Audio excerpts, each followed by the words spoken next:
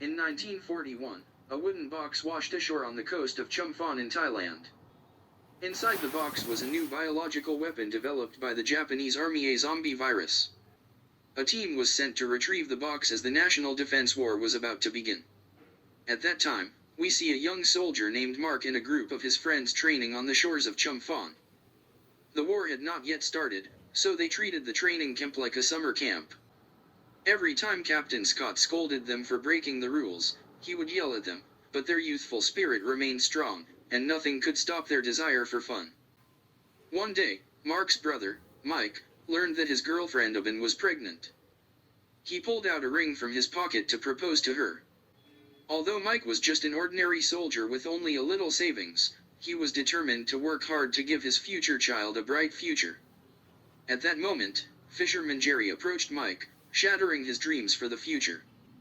The fisherman had just cast his net behind the island where he discovered that the bay was filled with Japanese soldiers, indicating that the war had begun. At this time, the Japanese army sent envoys to negotiate with the Thai authorities. They planned to advance further into India and China and wanted Thailand to become a base for the Imperial Army. The Thai government had already agreed to pay war compensation and provide supplies to the Japanese army. Meanwhile, Japan was developing biological weapons to threaten Thai military leaders into submission. The soldiers were unaware that their superiors had already surrendered. All coastal forces were ready within an hour and immediately went on high alert. Mark's youth force also had to join the military. Tan Tan didn't want her youngest son to take such risks. She stood at the gate trying to buy some time. Mark quickly changed into civilian clothes and ran off, planning to hide at a friend's house for a few days. However, Mark stopped halfway when his brother Mike disagreed with his attempt to escape from the military. Mike said harsh words to provoke him, but Mark never wanted to be a soldier like his father. He was still a child who didn't want to wait around to die but wanted to protect his home and country. Without a homeland, how could there be a home? Mike continued explaining that they would go to war on the battlefield for their mothers, lovers, and the children who would soon be born. By then, the Japanese army had invaded Songkhla, Narathiwat, Patani, and parts of the Chumpon coast. The war had officially begun. Mark returned to the youth army and fought alongside his comrades. They were so scared that they couldn't retreat from the coast. Suddenly, a box containing biological weapons washed ashore amidst the waves. A disgusting zombie crawled out, leading to an immediate attack on Mark and his group. Almost all his comrades died instantly, and Mark became trapped in the swamp, unable to move. The more he struggled, the deeper he sank. Suddenly, two hands grabbed Mark, but the newcomer was an enemy, not a friend. Several young soldiers had turned into zombies. After the battle ended, the Thai government immediately ordered all military and police forces to cease fire. They announced that both governments were negotiating peacefully, and patrols from Thailand and Japan were assessing the damage promptly. The Japanese army searched the coastal forests and discovered that the zombie virus had spread uncontrollably, entering a phase beyond containment. They were immediately attacked by the youth soldiers who had turned into zombies. The entire patrol was wiped out. It was a horrifying scene of suffering everywhere. Despite this, the Thai government reassured the public that negotiations were proceeding smoothly, relations between the two countries were friendly, and citizens were required to assist the Japanese army. Meanwhile, Mike also reached the coastal forest searching for survivors. He found one trapped in a snare and leaped to rescue him. As he got closer, he realized the captive was a zombie. Mike had never seen such a creature before. He quickly grabbed his staff to defend himself and stabbed the zombie's skull. Mike swiftly grabbed the front rope and climbed onto the surface. Unexpectedly, the zombie grabbed Mike's ankle. He quickly grabbed his staff from the fire and stabbed the zombie in its pit. Without warning, sparks ignited a fire, revealing that zombies were afraid of flames. Mike hurried back to report what he saw: a ghost of a young soldier. The Japanese soldiers present immediately understood that the zombies from the box had infected the youth soldiers. However, as an ordinary soldier, Mike knew nothing about it. On the other side, Mark woke up in his hut. His body had fully transformed. He could clearly see everything around him, like the moth fluttering its wings. Standing among the zombies, Mark regained consciousness and remembered what happened before he passed out. Those who were alive began eating each other, while humans were attacked. Here we learn that the Japanese developer of biological weapons opened a document titled, Plan Eek Non-Reduction. It detailed the non-reducible virus A44 and the results of every experiment on living subjects. According to the plan, the infected zombies were divided into two main types. One exhibiting great strength and high aggression, quickly showing cannibalistic behavior, and the second being stronger and faster but maintaining self-control and awareness. Though it wasn't clear how long that control would last. Mark, the infected one, clearly belonged to the second type. Lost in the forest, he found a pocket watch his brother had left behind, still holding pictures of his parents. When Mark saw them, he couldn't hold back his tears. He couldn't accept what he had become. He picked up the gun lying on the ground, ready to end his life. Suddenly, a liquid began seeping from under his skin, causing his body to ignite immediately. This was another significant weakness of the zombies: they were highly flammable. Mark was about to burn when a zombie pounced on him, knocking him to the ground. Mud extinguished the flames consuming Mark's body. By then, Mike had reached the temporary hospital, searching everywhere for his brother.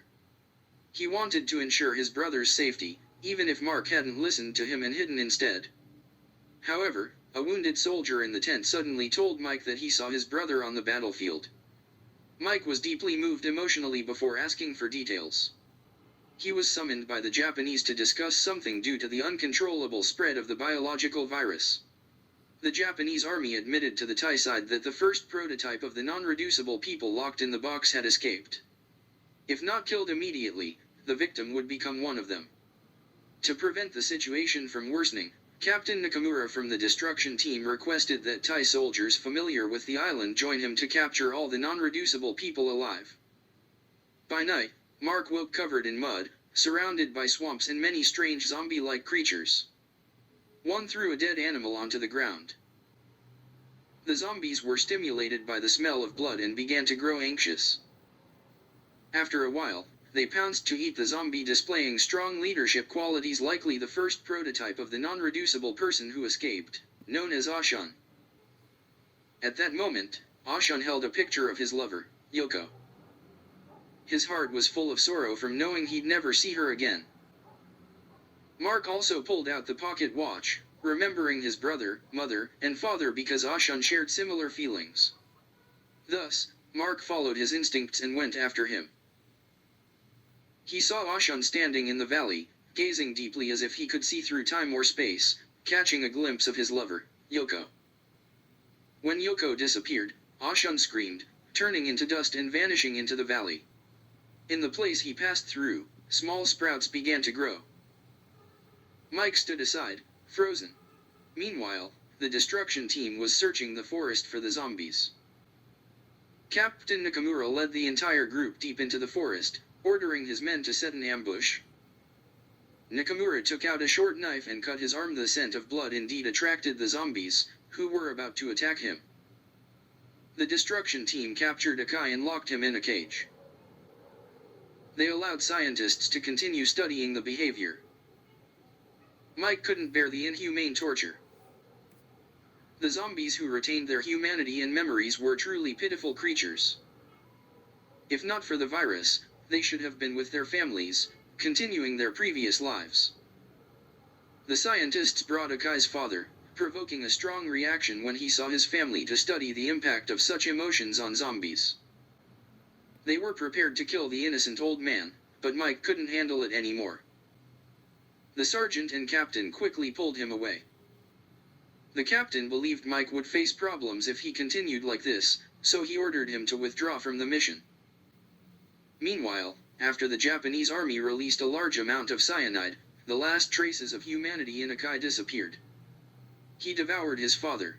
At the same time, the youth soldier zombies finally realized that Aang and Akai were missing.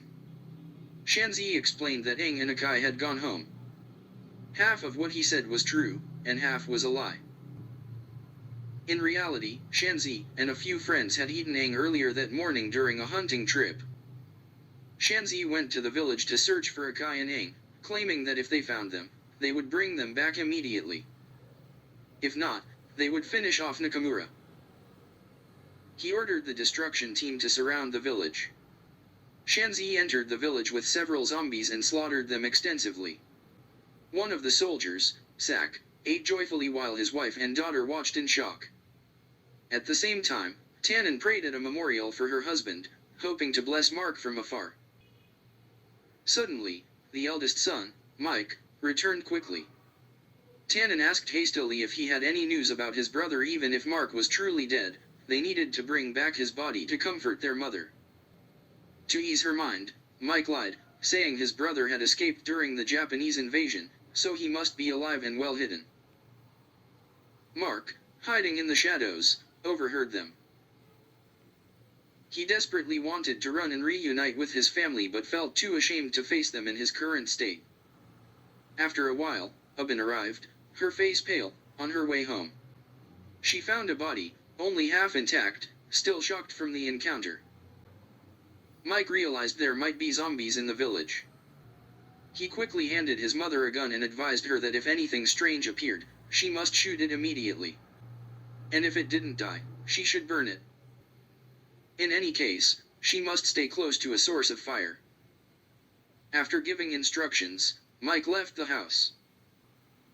Meanwhile, the destruction team reached the edge of the village forest. Zack was running after his wife, Bai, in the forest.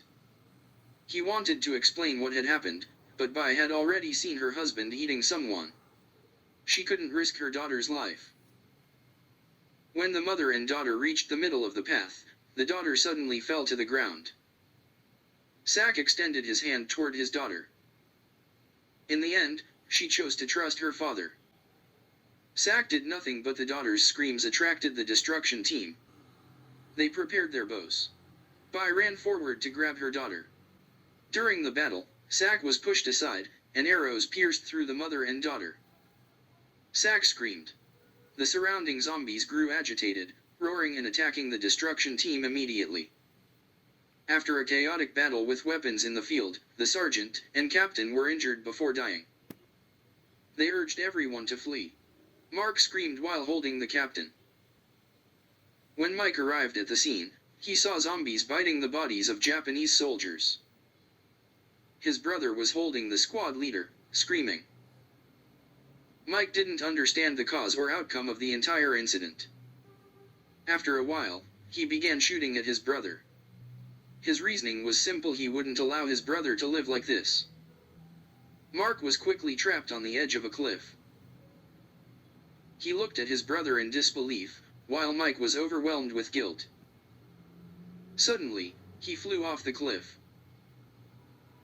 When he regained consciousness, he found himself transformed. The brothers, in the end, walked a path with no return. Scientists feared Nakamura's actions would stir unrest among the zombies, escalating the war. But Nakamura also left himself an exit. Remembering Ashan, who turned into dust, he had actually planted a timed bomb inside the zombie. When the experimental samples evolved to a certain stage, they would explode and die. The resulting ash could create a unique natural phenomenon. The scientists knew well that when they created monsters, they ultimately couldn't control them. Therefore, they concealed this from their superiors. But before all the zombies reached the stage of spontaneous combustion, it remained unknown how many would be affected. Hence, the matter was still out of control. The next day, the Japanese army gathered all the villagers and took them to a temporary base, including Tantan and Ubin. Everyone was confused about what was happening. They gathered together, speculating randomly until several soldiers brought them before Nakamura. Then, they announced that the Japanese had discovered bodies in the forest and asked everyone to identify them to avoid their wrath. Later, the Japanese didn't relocate the bodies, they simply brought a board covered with rotting images. Mark and the other villagers also found their children. They broke down in tears, but Mark wasn't dead. How could the Japanese find his body? In truth, it was all part of Nakamura's plan. He intended to kill all the villagers in the forest to eliminate witnesses and prevent the existence of zombies from spreading. Meanwhile, Mike, after being assaulted, found the cave where the youth soldier zombies were hiding. At the same time, Mark was surprised by Aang's body being eaten by zombies. They exploded into combat until Akai suddenly appeared to stop them. He endured many hardships to escape, wanting to tell everyone that their families had been captured and Nakamura planned to kill them all. Mark sensed it could be a trap. Nakamura might have left Akai intentionally to let him escape and deliver the message, luring them all into a trap to capture everyone. Mike was furious, and Nakamura had captured his wife and children, along with their mother. Mike stated that if it was a trap, they must act. After saying this, Mike went with the zombies. Meanwhile, the villagers were being taken by the Japanese army into the forest to identify the bodies of their children. Mike and the zombie army quickly arrived and hid in the shadows. Nakamura ordered his men to open fire immediately. Family members died in front of the zombies. Mike couldn't bear to watch his son and mother die. He shouted for everyone to quickly convert their relatives. At that moment, Nakamura activated the mechanism that trapped all the zombies. Mark realized it was indeed a trap. Mike held his mother's body and demanded to know why his brother hadn't converted earlier. Nakamura controlled the zombies entirely, working together to calm the cage quickly. A massive battle was about to erupt, and Nakamura detonated explosives to escape. His own son was bitten to death by zombies, but it wasn't enough to quell Mike's anger. He gathered everyone and delivered a speech, vowing to convert more people to create a zombie army to kill all the Japanese invaders. Mark never expected his brother to be so extreme. Den, standing aside, spoke about resistance, saying he didn't want to continue harming people. What they were doing wouldn't stop the war at all. Unexpectedly, Mike drew his sword on Den when he heard this. Ubin stood in front of him to prevent Den's death from awakening Mike, but it was too late by then. After losing his son, Nakamura became even more insane. He killed the scientist immediately, took his notes, and learned about the critical weakness of the zombies, their flammability. Nakamura ordered flamethrowers to be prepared, and then he began torturing the zombie group. They reached the cave where the zombies were hiding. It was a deliberate trap set by Mike. The zombie army attacked from the shadows immediately, and the Japanese soldiers quickly activated the flamethrowers. The zombies were terrified of fire and had to retreat. In the blink of an eye, they disappeared into the darkness. The Japanese soldiers advanced deeper into the cave and soon found the place where the zombie army had been. However, the area was too narrow to maneuver. They had to shoot, but the problem was that the zombies weren't afraid of bullets at all. The Japanese army's actions were utterly foolish.